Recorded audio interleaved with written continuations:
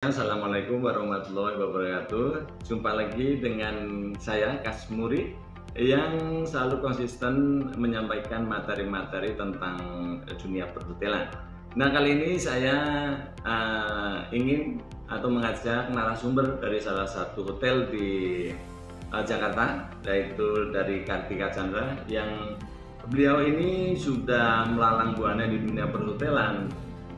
Dia sekarang terakhir adalah menjabat sebagai HRM, manajer di Hotel Kartika Chandra. Namun sebelumnya beliau ini sudah mengetahui manajemen mulai dari housekeeping, dari front office.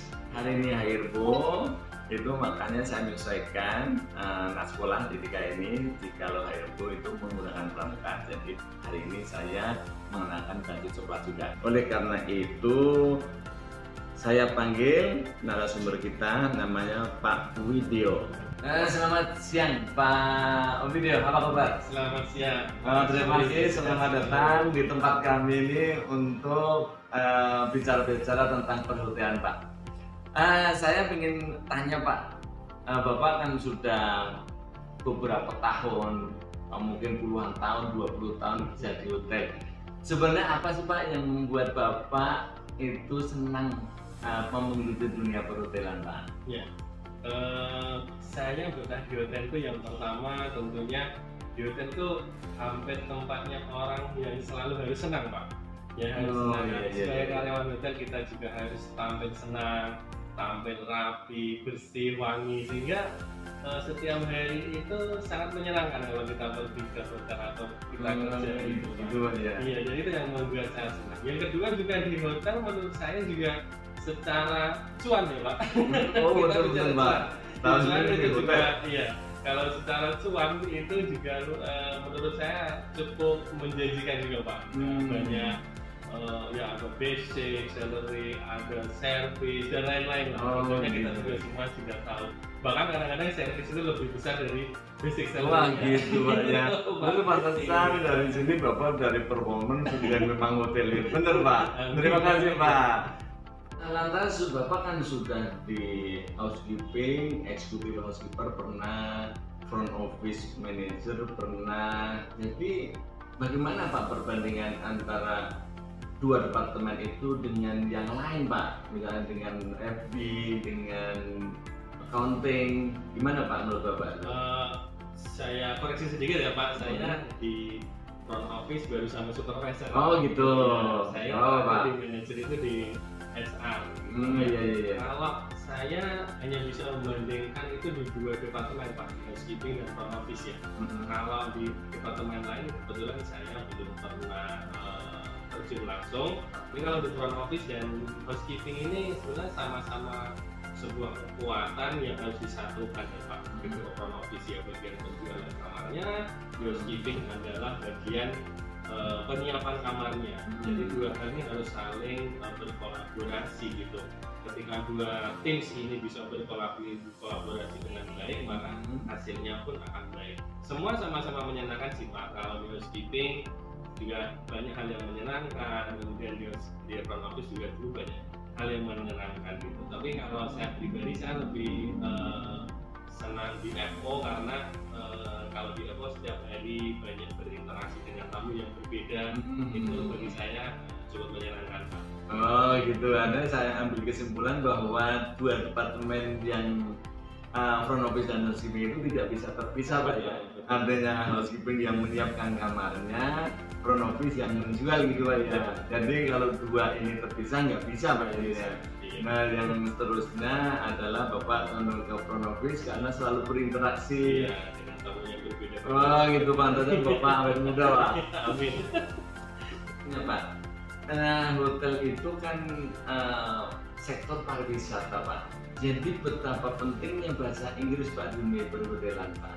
Ya, bagi saya sangat penting sekali ya, apalagi sekarang udah era yang semua serba teknologi, kemudian bahasa yang digunakan juga baik dari gadget, dari apapun itu juga mayoritas juga dengan bahasa Inggris. Peralatan pun Pak di housekeeping maupun di peralatan semua instruksinya udah pakai bahasa Inggris. Jadi saya kira bahasa Inggris sangat penting sekali ya. Minimal kalau misalnya kita kerja di hotel harus bisa bahasa Inggris percakapan. Jadi bisa dilatih dengan sering menggunakan bahasa Inggris, maka saya kira lama kelamaan itu kita juga akan terbiasa. Dan kalau kita kerja di hotel itu kan misalnya di front office yang dipakai percakapannya hanya seringnya itu aja, kita semakin lama semakin terbiasa. Pertanyaannya kan seputar front office Pak. Jadi nggak harus kita yang berbahasa Inggris yang sangat fasih, saya kira tidak. Yang penting intinya pihak tamu dengan pihak kita bisa tersampaikan pesan-pesan itu Pak. Itu jadi masuk juga gesture juga pengaruh Pak ya. Oke, pertanyaan berikutnya Pak. Nah, dunia perhotelan itu kan tamunya kan ya lokal ada, dari internasional ada. Itu kan bagaimana cara menghadapi karakter orang yang berbeda-beda Pak. Artinya lokal juga dilahirkan tempat yang berbeda, terus di internasional juga kulturnya beda-beda. Itu bagaimana menyikapi tamu yang punya keinginan yang berbeda Pak? Iya, kita sebenarnya mengetahui Pak apa itu kultur dari tamu itu, misalnya dari negara mana atau dari suku mana dia berasal. Maka di front office itu ketika registrasi biasanya hal itu dicantumkan Pak untuk mensurvei itu. Nah, ketika kita sudah tahu mayoritas tamu kita dari mana, contohnya dari Jawa Barat, maka kita dalam menyikapi pelayanannya, kita juga membuat produk-produk kita yang selaras dengan tamu-tamu yang di Jawa Barat, makanannya atau dengan musiknya seperti itu Pak. Namun juga kalau misalnya tamu-tamu kita banyak dari asing gitu ya, misalnya dari mana? Oh, misalnya banyak orang-orang Jepang gitu ya, maka kita juga sesuaikan.